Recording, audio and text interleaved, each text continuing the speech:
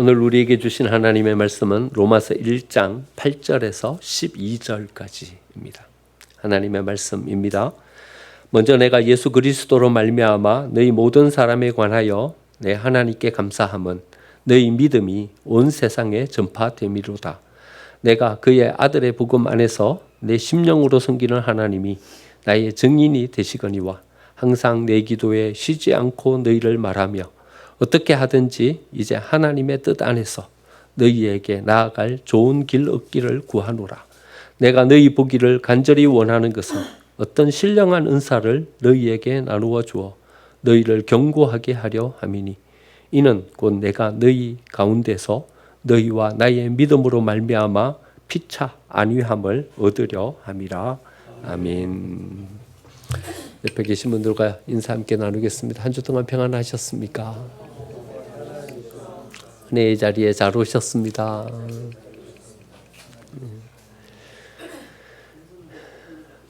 100년 만에 극한 호우라고 그러죠. 여태껏 이렇게 비가 많이 온 적이 없어요. 100년 만에 극한 호우. 많은 인명이 피해를 입었고 또 많은 재산이 피해를 입었습니다. 우리나라뿐만 아니라 세계 각처에서 이런 일들이 벌어지고 있습니다. 미국의 텍사스, 거기엔 교회에서 수련회를 갔어요. 신앙 캠프였죠. 여학생들이 모여가지고 캠프를 하는데 텐트 치고 자는데 위에서 폭우가 쏟아져 갖고 강물이 갑자기 거기는 200년 만에 이런 폭우가 쏟아진 거예요. 그래서 대비도 하지 못하고 그냥 다 휩쓸려 내려갔어요. 수십 명이 목숨을 잃고 아직까지 시체를 찾지 못한 다수가 아직 남아있고 그렇습니다. 이뿐만 아니라 세계 곳곳에서 갑작스러운 폭우, 기후 변화를 경험하고 있습니다. 기후학자들은 다 공이 이렇게 말하죠. 지구온난화 때문이다. 우리가 탄소 배출하는 이것 때문에 사실은 이렇게 기후가 바뀌고 있고 또 갑작스럽게 이렇게 비가 내리고 있다. 이렇게 이야기합니다. 그냥 이래 살았습니다. 그저 내가 편리하면 그만이다. 그저 내가 행복하면 그만이고 내가 안전하면 그만이다. 이래 살았습니다. 그런데 더불어서 살아가는 이 삶을 잊고 살아가면요. 혼자 행복하게 사는 삶은 이제는 불가능합니다. 혼자 안전한 삶? 그건 없습니다. 다 더불어 함께 살지 않으면 우리는 이렇게 갑작스럽게 내리는 호우, 또 갑작스럽게 내리는 한파, 이런 것들 때문에 우리의 삶에 곤란을 겪게 되는 거예요. 우리는 이거는 그래도 견딜 수 있는 거잖아요. 우리 다음 세대들은요. 그리고 우리 손자 세대들은요. 이제는 살 수 없는 그런 세상이 돼버리게 된다는 거죠. 되돌릴 수 없는 그런 어떤 극한의 상황 가운데서 살아가게 될 거라는 거죠. 제가 아는 분 가운데 한 분은 차가 없어요. 계속 그냥 걸어서 다녀요. 대중교통 이용하고. 운전을 못 하시나? 아니면 사고에 트라우마가 있으신가? 운전을 안 하세요. 계속 걸어 다니세요. 대중교통 이용하고. 알고 봤더니 이렇게 말씀하시는 거예요. 나 하나라도 실천하려고 한다. 차 타고 다니면서 얼마나 많은 배기가스가 배출되고 이렇게 되냐? 나 하나만이라도. 그래서 그분은 일평생 차가 없이 그렇게 걸어서 대중교통 이용해서 다니시더라고요. 많이 불편하죠. 많이 불편하지만 내가 하나 실천하는 이것을 통해서 나중에 우리의 자녀들이 좀 더 나은 세상 속에서 좀 나은 환경 속에서 살 수 있지 않겠냐? 이 마음 가지고 그렇게 실천하면서 살아가는 거죠. 더불어 살아야 돼요. 혼자 살면 안 돼요. 더불어 살아야 모두가 행복해요. 나 혼자 행복하려고 하면 그 행복은 언제든 깨지게 되어 있는 거죠. 이런 더불어 살아가는 공동체를 가장 잘 보여주는 것이 예루살렘 교회죠. 사도행전 2장, 4장에 그 교회가 어떻게 복된 모습으로 세워졌는지를 우리에게 잘 보여주고 있어요. 함께 더불어 나누면서 나만 행복하고 나만 즐거운 내가 소유하는 것이 아니라 그 소유를 함께 다 나누면서 더불어 살아가는 공동체를 세웠어요. 그런데 예루살렘 교회는요. 그리 역사가 길지를 않아요. 부흥했어요. 그러자 곧바로 핍박과 어려움이 닥치게 돼요. AD 70년 타이터스 장군에 의해서 예루살렘이 멸망되면서 예루살렘 교회는 역사 속으로 사라져 없어져 버렸어요. 하지만 예루살렘 교회는 그대로 이전돼요. 어디로 이전되냐 하면요, 로마 교회로 그대로 이전이 돼요. 예수님 시대 때 로마에는 약 4만 명의 유대인들이 살고 있었다고 그래요. 그런데 이 디아스포라 유대인들은요, 절기가 되면 예루살렘으로 와서 예배해야 했어요. 모든 남자는 뭐 어디에 살든지 아무리 멀어도 절기 때는 다 예루살렘으로 모여드는 거예요. 6월절 절기를 지키기 위해서 예루살렘으로 갔는데 거기서 예수님이 십자가에 못 박혀 돌아가시는 것을 목격한 거예요. 다 그리스도라고 알았고 선지자로 알았는데 그냥 허망하게 십자가에서 못 박혀 죽는 걸 봤어요. 그런데 사흘 만에 다시 살아났다. 부활의 소식까지 들었어요. 그런데 거기 계속 있을 수 없잖아요. 자기 삶의 처소로 돌아가야 되잖아요. 로마로 돌아갔어요. 다음 절기 오순절이 되었어요. 두 번째 절기에 예루살렘으로 또 와서 예배하는데 거기에서 성령의 강림을 체험한 거예요. 교회가 형성이 되고 충만한 성령의 임재 가운데 은사를 가지고 선 사람들의 모습을 봤어요. 베드로의 설교를 듣고서 마음의 감동을 받은 거예요. 그들이 회심하고 그리스도인이 되었어요. 예루살렘 교회를 함께 세워가는 사람이 된 거예요. 사도행전에 이렇게 기록하고 있죠. 한 번 설교했는데 3,000명이 회개하고 돌아왔다. 또 한 번 설교했더니 5,000명이 회개하고 돌아왔다. 이 사람들이 다 이리 흩어져서 살았던 디아스포라 유대인들이었던 거죠. 그들이 예루살렘 교회를 형성했어요. 그런데 예루살렘 교회가 핍박 가운데 놓여지게 됐잖아요. 처음에는 유대인들에 의해서 핍박을 받았고 그 다음에 로마에 의해서 핍박을 받게 되었어요. 그래서 그들의 삶의 본거지인 로마로 다시 돌아갔어요. 로마로 돌아가서는 거기서 다시 교회를 세우기 시작한 거예요. 로마 교회가 얼마나 부흥했던지요. 순식간에 괄목할 만한 어떤 성장을 이루면서 성장해 가는 거예요. 로마가 가만히 보니까는요, 이건 도무지 걷잡을 수가 없게 된 거예요. 알 수도 없는 어떤 공동체인지 알 수도 없는 이 교회가 갑자기 막 성장을 하고 이렇게 커지니까 위협을 느낀 로마가 이 그리스도인들을 추방한 거예요. 모든 그리스도인들은 둘 중에 하나를 선택해라. 하나님을 믿는 것을 포기하든지 로마에서 사는 것을 포기하든지 하고 로마시 밖으로 다 추방시켜서 로마 추방령을 내린 거예요. 흩어졌어요. 흩어졌음에도 불구하고 흩어진 그곳에서 또다시 교회들이 세워지고 부흥하기 시작한 거예요. AD 56년에 네로 황제가 등극했어요. 네로 황제는 여기에 상당히 유화적이었어요.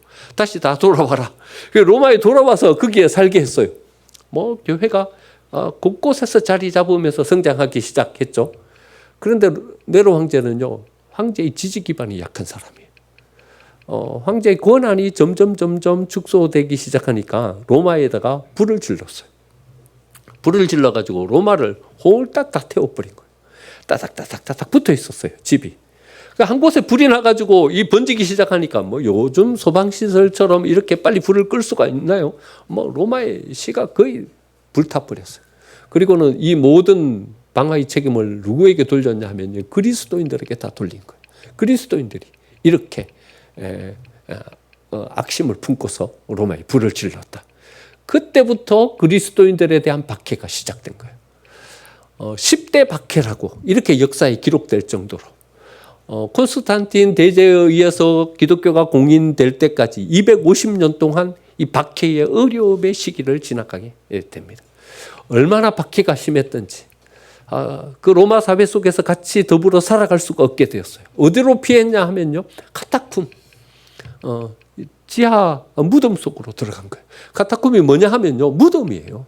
사람이 죽으면 우리는 이렇게 땅 속에다 파묻고 이렇게 매장지를 만들잖아요. 근데 그때는 이 사람들을 어떻게 매장지를 만들었냐 하면요, 굴을 파고서 그 굴 속에 시신을 안치하는 거예요. 가족묘예요. 그러니까 여러 사람의 어떤 시신을 함께 이렇게 매장하는 그런 그러니까 묘지죠, 묘지. 그러니까 가장 안전한 곳이 어디였었냐 하면요, 묘지였어요. 사람들이 거기에는 들어가기를 꺼려하니까. 죽은 사람의 시신이 거기 있으니까. 근데 거기 있으면 안전한 거예요. 그리스도인들이 어디로 숨었냐 하면요, 이 카타쿰 지하 묘지 속으로 굴을 파고 들어가서 거기서 안전을 지키면서 그래 살았던 거죠. 고고학 발굴에 의해서 이 카타콤이 발굴이 됐는데요. 어떤 카타콤은요. 지하로 얼마나 깊게 파고 들어가가지고 거기서 삶을 살았는지 3만 명, 4만 명 정도가 살았을 것이라고 추정되는 그런 카타콤이 발견되기도 했어요. 거기서 태어나고요. 거기서 살다가 거기서 죽었어요. 그러니까 그 그리스도인들의 삶이라는 것은요. 상상 이상의 고난 가운데 주어지는 그런 삶이었던 거죠. 잡히면 목숨을 잃게 되는 여러 가지 어떤 놀이개감으로 전락해버리는, 그래서 거기서 숨어서 살면서 겨우 생계를 유지하면서 그래도 우리는 신앙을 지키겠다, 하나님 믿는 믿음을 지키겠다, 그 믿음으로 세워졌던 그런 공동체였던 거죠. 우리는 그냥 박해의 시대였다, 10대 박해 하면서 역사 속에서 기록된 그 황제들이 어떻게 박해를 하면서 그리스도인들을 처참한 환경 속으로 몰아넣었는지를 역사 속에서 읽지만, 여러분 그 시대를 살아간 그 그리스도인들의 어려움은 얼마나 컸을까요? 이로 말로 표현할 수 없는 어려움 가운데 놓여졌을 것입니다. 여러분 우리는 10년 어려움의 시기를 보냈잖아요.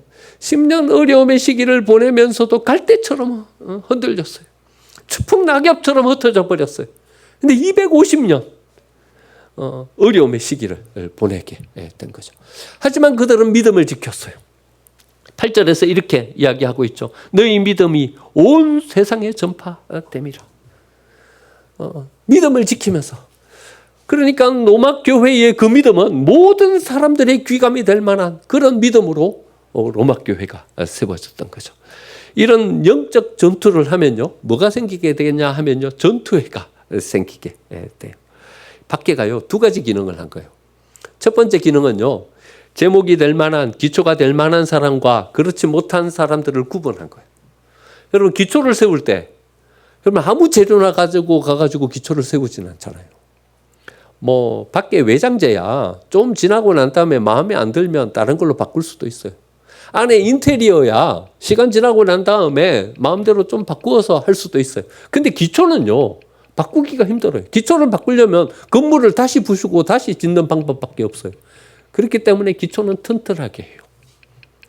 재료를 잘 선별해서 해요. 기초가 어떠냐에 따라서 건물의 크기가 결정돼요. 건물의 높이가 결정돼요. 하나님도요, 교회의 기초를 세우는 여기에는요, 아주 철저하셨어요. 제목이 될 만한 사람들만 남겼어요. 기초로서 든든히 그 교회를 떠받치고 있을 만한 사람들만 남겼어요. 이 선별 작업을 하는 그것이 뭐였냐 하면 고난과 어려움이었어요. 고난과 어려움이 닥치자 그 제목이 될 만하지 못한 사람들은 다 흩어져 버렸어요. 하지만 제목이 될 만한 사람들은 남았어요. 그리고는 교회의 기초로서 든든한 자리매김을 했던 거죠. 또 하나는요, 이 박해를 통해서 이 재료들을 더 순수하게 만든 거예요.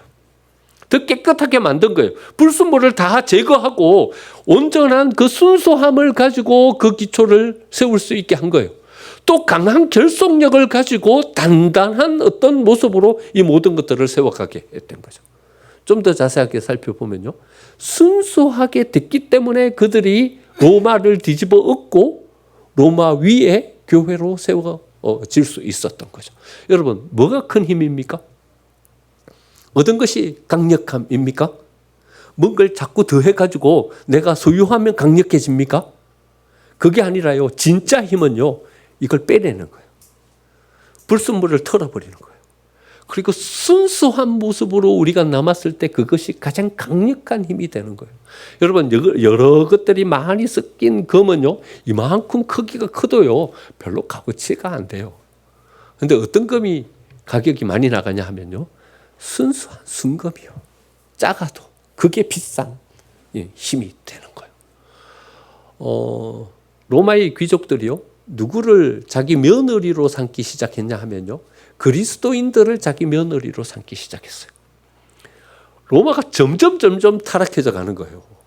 무슨 짓을 하고 어떻게 살았을지도 모를 그런 처녀를 데리고 와가지고 자기 며느리를 삼을 수가 없는 거예요. 너무나도 타락된 사회가 돼버렸으니까요. 그리스도인들 며느리를 데려다가 자기 며느리를 삼는 이것이 유행이 되기 시작하는 거예요. 그러니까 힘 있는 상징이 뭐냐 하면 그리스도인 며느리를 삼았다. 그러면요, 저 사람 뭔가 좀 의식이 있는 사람이네. 좀 힘이 있는 사람이네. 이렇게 된 거예요. 여러분, 이 며느리들이 어떻게 신앙을 지켰어요? 카타콤 속으로 들어가서 내 삶의 어떤 모든 것을 다 털어버릴지라도 나는 믿음을 지킨다. 신앙은 지킨다. 이런 사람들이 카타콤 속에서 들어가서 산 사람들 아니에요? 그런데 그들이 며느리가 돼가지고 이제 손자를 낳고 손녀를 낳았어요. 그러면 그 자녀를 어떻게 교육시키겠어요? 믿음으로, 말씀으로 양육시킨 거예요.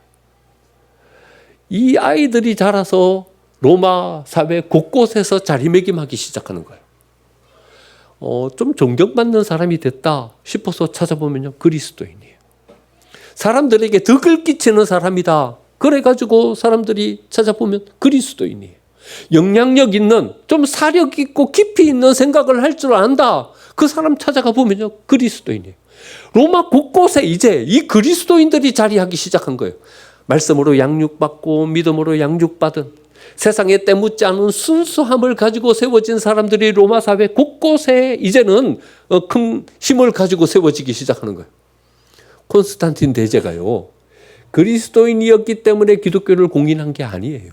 콘스탄틴 대제는요, 죽을 때까지 세례를 받지 않았어요. 그러니까 콘스탄틴 대제는요, 그리스도인이었기 때문에 공인한 게 아니에요. 왜 그리스도를 공인했냐 하면요, 공인할 수밖에 없게 됐어요. 힘 있는 사람은 다 그리스도인이에요. 영향력을 끼치는 사람은 다 그리스도인이에요. 그러니까 자기의 왕권을 강화하기 위해서는요, 이 기독교의 힘을 빌리지 않고는 자기의 왕권을 세울 수가 없게 되었어요. 그래서 그리스도를 공인하면서 썼던 거죠. 여러분, 가장 강력한 힘은요, 가장 순수함에 있어요. 더 많은 것을 가져야 우리가 강력하게 될 것 같지만요, 오히려 이 모든 것들을 제거하고 순수함이 남았을 때 그 사람이 가장 힘 있는 존재로 세움받을 수 있게 되는 것이죠. 박해가 주어지니까는요, 로마 교회가 강한 결속력을 가지고 세워지기 시작했어요. 여러분, 박해가 주는, 고난이 주는 묘한 힘이 있어요. 그 상황은 힘들어요. 왜 이런 일이 생기나 싶어요. 이런 마음의 아픔과 어려움이 없으면 좋겠어요. 그런데요, 이런 고난의 시간이요, 그 가족을 강한 결속력으로 세워가게 하고요, 그 교회를 강한 결속력으로 세워가게 해요. 여러분, 로마 교회가 힘 있는 공동체로 세워지게 된 것은요, 로마 교회가 직면한 어려운 고난 때문이에요. 고난이 닥치니까 강하게 결속되는 거예요. 여러분, 교회에서도요, 선교를 갔다 오고 나면요, 이 결속력이 생겨요. 묘한 응집력이 생겨요. 어려운 시간을 함께 보냈거든요. 생전 낯선 그런 잠자리에서 잠을 자면서요, 그 뜨거운 태양빛 아래서 그 노동과 땀 흘리면서 어떤 무언가를 이루고 나면요, 거기에서 생기는 묘한 어떤 결속력이 생겨요. 청년들 데리고 가끔 이 선교를 갔다 오고 나면요, 갔다 오고 나면 커플들이 생겨요. 선교 가갖고 딴짓 해갖고 커플들이 생기는 것이 아니라 같이 땀 흘려봤거든요. 같이 힘든 시간을 보내봤거든요. 그러니까 그 힘든 시간을 같이 보내면서 생기는 어떤 이 결속력이 있는 거예요. 그러면서 거기에서 뭔가가 이렇게 형성되기 시작하는 거죠. 로마 교회가요, 이런 힘 있는 공동체로 세워지게 된 것은 오히려 긴 기간 동안에 10대 박해, 이 박해의 시간을 견디면서 나아갔기 때문에 로마 교회가 이런 힘 있는 공동체로 세워지게 된 거죠. 에스겔 47장에 흘러가는 그 강이 모든 만물을 되살려내는 이런 은혜의 역사를 이루는 것처럼 로마 교회가 선 거예요. 로마 교회가 흘러가는 곳마다 교회가 세워지게 되고요, 로마 교회 때문에 이 그리스도의 복음은요, 세계의 각처를 향해서 흘러가는 복음으로 세워지게 된 거죠. 여러분, 저는요, 우리 생명생교회가 가진 힘이 바로 이 힘이라고 생각합니다. 우리 교회는요, 이래저래 모여든 사람들이 어쩌다 세운 교회가 아니에요. 여러분, 우리는 고난의 시간을 함께 한 사람이에요. 밤잠 못 자고 가슴 아파하면서 이 교회를 어떻게 세워갈까 고민하면서 나와왔던 시간들이 있는 거예요. 고난만 있었어요? 아니요. 그 고난이 주는 강한 결집력도 있는 거예요. 고난만 있었어요? 아니, 모든 것을 다 털어버리고 그 가운데 남긴 순수함이 우리 속에 있는 거예요. 로마 교회와 같은 힘이 우리 생명선 교회에는 있는 거예요. 덩치는 안 커요. 하지만 힘이 있어요. 다른 교회가 가지지 못한 힘이 있어요. 지난주에 제가 휴가를 다녀왔어요. 휴가 가기 전에 주일 오후에 요 근처에 가까이 있는 교회 가갖고 뭐 수련회를 좀 인도해달라 그래갖고 수련을 인도하고 있는데 자꾸 전화가 와요. 목사님 우리 기다리고 있어요. 저희 집사람한테. 그래갖고 그 목사님하고 대화를 하면서 우리 교회 장로님들이 기다리고 계신다네요. 이랬더니 깜짝 놀라요.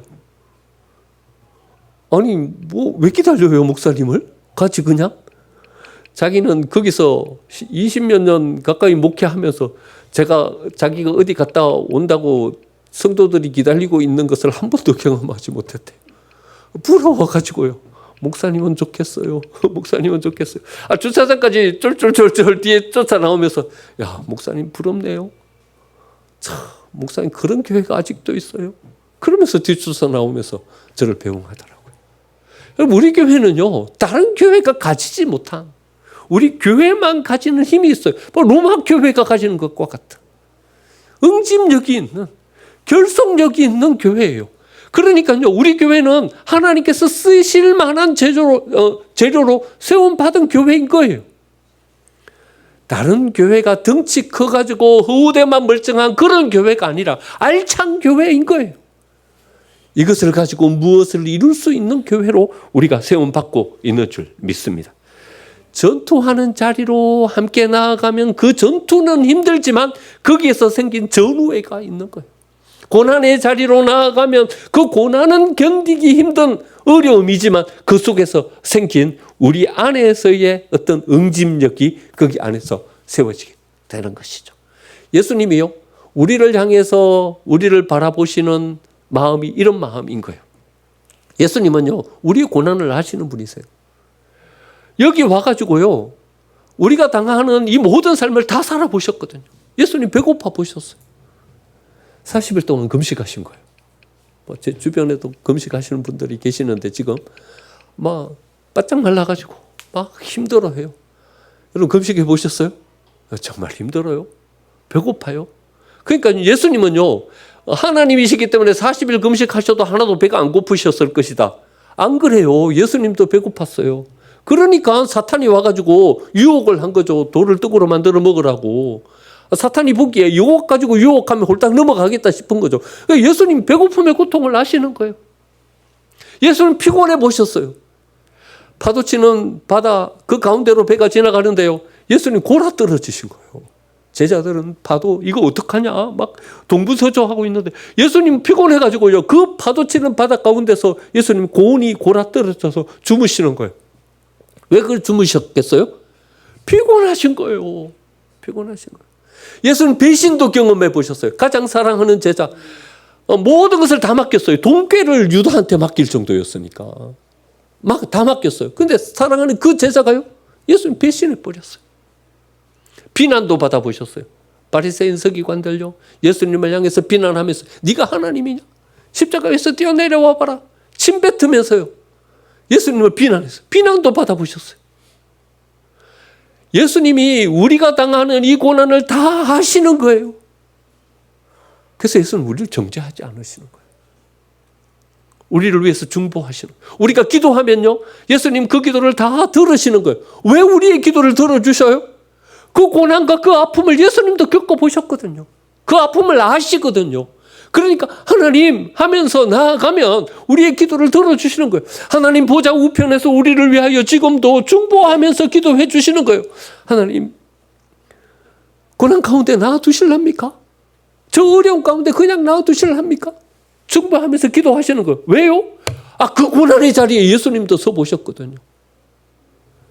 그러니까 우리의 기도를 들으시고 우리를 위해서 중보하시는 분이신 거예요. 예수님은요 요한계시록 21장에서 이렇게 말씀하세요. 우리의 눈에서 눈물을 닦아주신다. 우리가 천국에 갔는데요. 야, 너 잘 살았어? 어디 보자. 성적표가 몇 점이야? 이래 말씀하지 않으시고요. 우리의 눈에서 눈물을 닦아주시는 분이신 거예요. 힘겹고 어려운 삶 잘 살았다. 잘 견뎠다. 우리의 눈에서 눈물을 닦아주면서 우리를 안아주시는 분이세요. 왜냐하면 예수님이 이 세상에서 삶을 살아보셨거든요. 그 힘든 삶을 다 이기고 믿음 지키면서 왔으니 우리를 안아주시고 그 눈에서 눈물을 닦아주시는 분인 거예요. 그러니까요, 같이 전투하면요, 비판할 수가 없어요. 같이 고난받으면요, 평가할 수가 없어요. 우리가 평가하고 비판하고 있으면요, 그건 딱 한 가지 이유에서예요.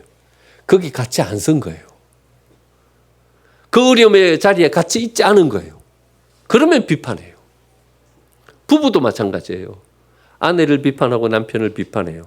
왜 비판해요? 그 자리에 안 서본 거예요. 여러분, 비판하는 이유는 딱 한 가지밖에 없어요. 그 입장에 동일하면 거기에 안 서기 때문에 비판하고 평가하는 거예요. 거기에 자리에 서보세요. 어떻게 비판해요, 평가해요? 그 패배는요, 내 패배인걸요. 그 승리는요, 내 승리인걸요. 이렇게 할 수는 있어요. 자기 반성은 할 수 있어요. 자기 반성은 할 수 있어요. 아우, 좀 더 했어야 하는데, 좀 더 사려 깊었어야 하는데, 이래는 할 수 있어요. 그런데 누구를 향해서 비판할 수는 없어요. 왜냐하면 그 일이 내 일이기 때문에. 그러니까요, 누군가 어려움을 겪고 있을 때요, 거기 혼자 놔두면 안 돼요. 같이 가야 돼요. 거기 옆에 있어야 돼요. 혼자 예배하게 가만히 놔두면 안 돼요. 같이 예배해야 돼요. 혼자 고통을 겪고 혼자 아픔을 가지게 가만히 놔두면 안 돼요. 거기 누군가 같이 가서 그 자리를 지켜줄 수 있어야 되는 거죠. 제가 부목사였을 때요, 담임 목사님 새로 오셨어요. 새로 오셨는데 광성교회에서 자라신 분이에요. 언젠가 한번 이런 간증을 하시더라고요. 자기 어렸을 때였대요.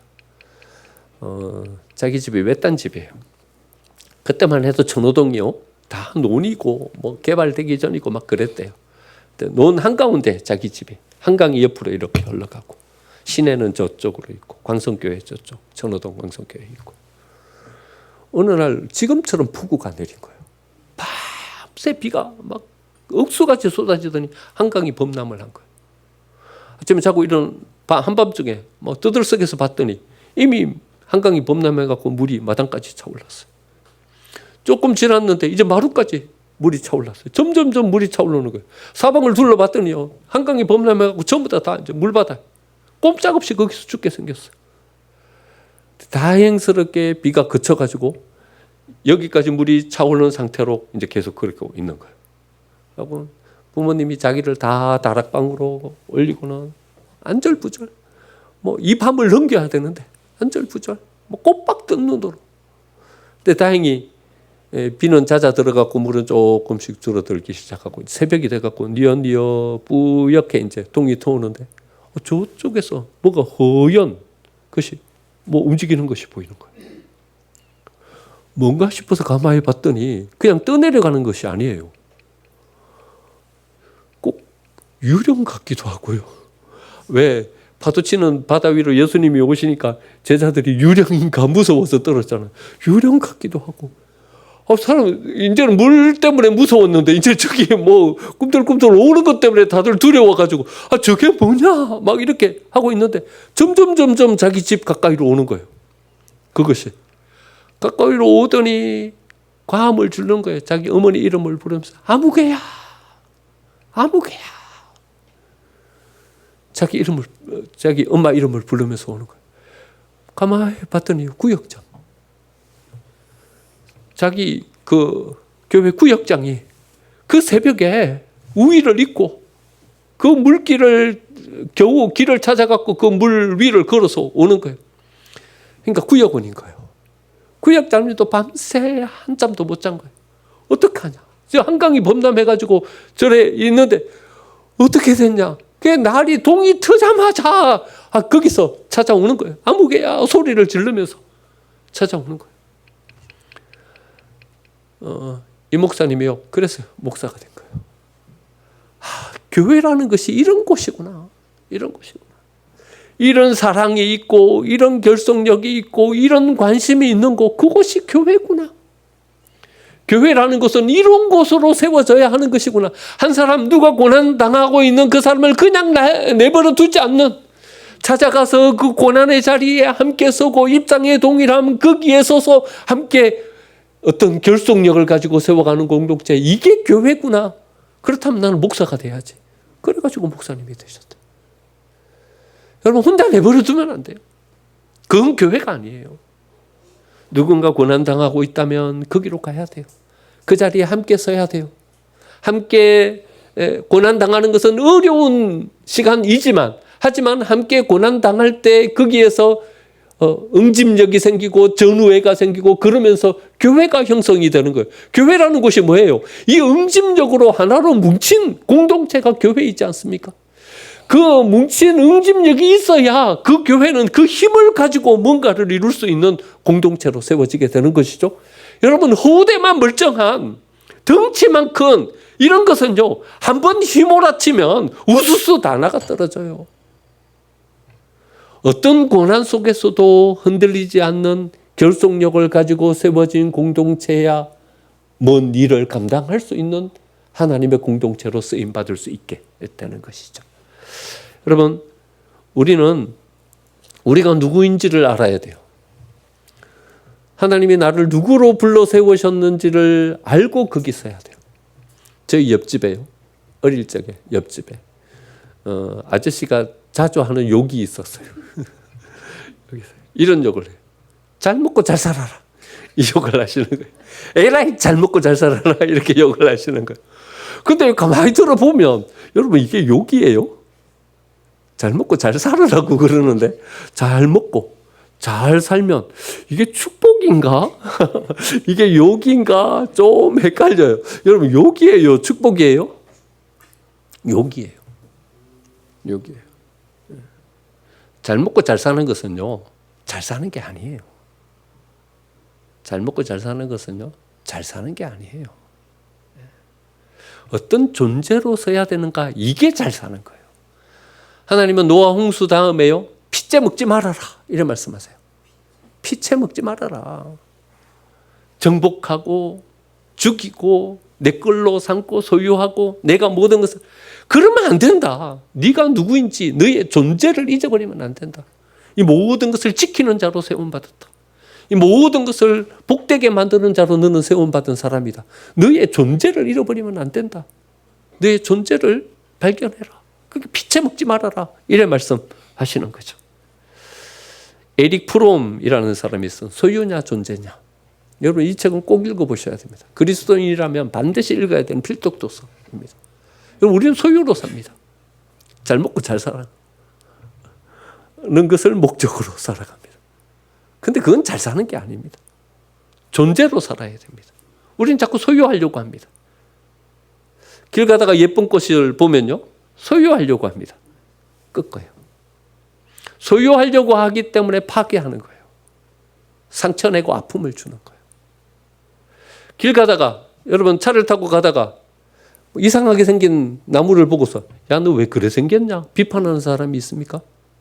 있는 그대로 그냥 봐주는 거죠. 있는 존재 그대로 인정해 주는 거죠. 우리는 자꾸 우리 마음대로 뭔가를 바꿔가려고 해요. 내 소유로 만들고 내 마음대로 뭔가를 세워가려고 하는 어떤 욕심이 있어요. 하나님이 우리에게 허락해 주시는 건 은혜예요. 욕심은요. 우리에게 허락해 주지 않은 것을 우리가 가지려고 하는 데서 욕심이 생기는 거예요. 하지만 하나님께서 우리에게 허락해 주신 그곳을 자세히 들여다보면요. 거기에서 우리의 사명을 발견할 수 있어요. 우리의 존재가 어떤 존재인지를 거기서 찾을 수 있게 되는 거죠. 존재로 살아야 돼요. 존재로 살 때 희생할 수 있어요. 존재로 살면 같이 가서 전투할 수 있어요. 그러면서 가정이라는 공동체가 강한 결집력을 가지고 세워지게 되는 것이고요. 교회라는 공동체가 응집력을 가지고 세워지게 되는 거죠. 하나님의 교회, 지금까지 하나님의 은혜 가운데 고난도 겪었고 수많은 아픔의 시간도 보냈지만 우리는 남겨야 할 것을 남기고 가져야 할 것을 가진 교회로 세움받았어요. 작지만 힘이 있어졌어요.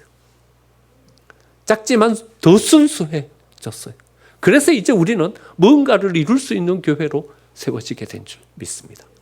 이 힘 가지고 서서 하나님께서 우리에게 허락해 주신 더 큰 사명을, 하나님께서 우리에게 주고 계시는 더 큰 책임을 온전하게 이룰 수 있는, 로마 교회와 같은 교회로 세움받는 우리 생명생 교회가 되기를 간절히 축원드립니다. 아멘.